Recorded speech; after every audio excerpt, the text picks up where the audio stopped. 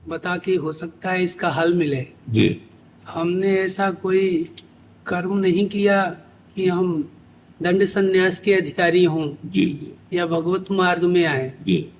पता नहीं क्यों प्राप्त हो गया। भगवान की कृपा, गुरु की कृपा। ऐसा कोई कर्म प्रभु जी, हमने बिल्कुल बिल्कुल बिल्कुल। प्राप्त होने के बाद कुछ कर्म करने का अवसर मिले, जी यही राधा रानी के चरणों में जी जी आवेदन है। जी जी। अब इसको प्राप्त करने के बाद कर्म संन्यास की तरफ चला जाए। कर्म प्रवीणता पूर्वक करके और उसके फल को रद्द कर देना, ये सबसे बड़ा कर्म संन्यास है। एक कर्म संन्यास है कि कर्म को करना ही नहीं है, और एक है कर्म को प्रवीणता पूर्वक कर्म करते हुए फल की आशा न रखना। ये कर्म त्याग सबसे ज्यादा श्रेष्ठ है, कि जो कर्म करके और उसके फल का त्याग कर दिया, ये कर्म त्याग सबसे ज्यादा श्रेष्ठ है। अकर्मण्य होकर के अगर हम बैठे रहें तो अगर स्थिति है, स्वरूप बोध है, तब तो ठीक है। अगर स्वरूप बोध नहीं है तो फिर जीवन व्यर्थ चला जाएगा। इसीलिए जो हमें मंत्र मिला है प्रणव, ये हर श्वास में रम जाना चाहिए। और शरीर से जो हमारे आश्रम के अनुकूल चेष्टाएं हैं, जैसे संन्यास आश्रम के अनुकूल चेष्टाएं, बस उतनी ही चेष्टाएं होनी चाहिए।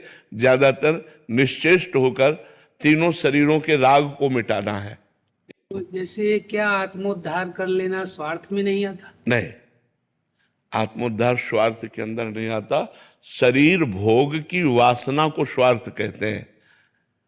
आत्मस्वरूप की जो इच्छा है, इसी को विशुद्ध मुमुक्षुता कहते हैं।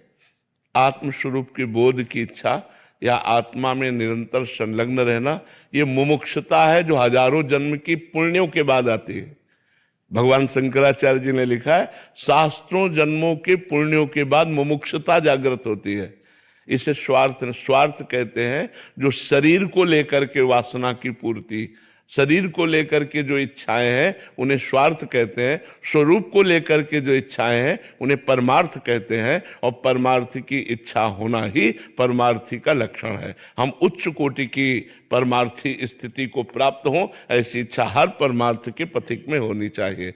जो शरीर को लेकर मान सम्मान, खान पान, कुटिया, ये व्यवस्था है, ये सब स्वार्थ के अंदर। जो शरीर को लेकर है वो स्वार्थ के अंदर है, जो स्वरूप को लेकर है वो परमार्थ के अंतर्गत है।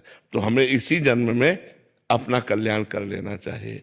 दूसरों का कल्याण करने की बात जैसे आती है, ये भी एक अज्ञान से युक्त बात है। अच्छा, ये अज्ञान के अंतर्गत है, क्योंकि दूसरा कोई है नहीं। सर्वम खलमिदम ब्रह्म ने नानास्ति किंचन, सर्वम खलमिदम ब्रह्म ने नानास्ति किंचन। सब कुछ तो ब्रह्म है, और उसी ब्रह्म की अनुभूति मुझे करनी है, मुझे करनी है, इनको नहीं करनी। ये हमारे ब्रह्म है, मूर्तिमान ब्रह्म, सर्वम, देह सहित हम इन्हें ब्रह्म रूप मानते हैं। इसी ब्रह्म का मुझे अनुभव करना है, और मुझे अनुभव हो गया तो सबका कल्याण हो गया। क्योंकि मेरी दृष्टि स्वाप्निक थी, स्वप्न टूटा तो केवल आप ही है। एको ब्रह्म द्वितीयो नास्ति। किसका कल्याण करना अपने स्वरूप में स्थित हो गया, बात हो गई। आत्मोद्धार के लिए कुछ दो शब्द।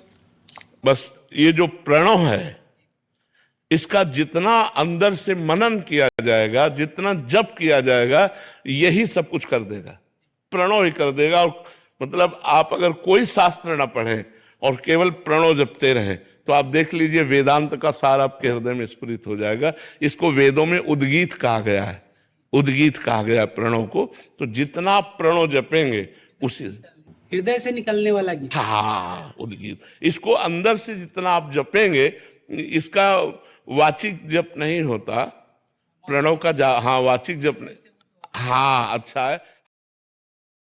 राधे राधे दोस्तों, जैसा कि आप लोगों ने देखा, इस वीडियो में गुरु जी ने अपने उत्तर से संतुष्ट किया दंड सन्यासी जी महाराज को।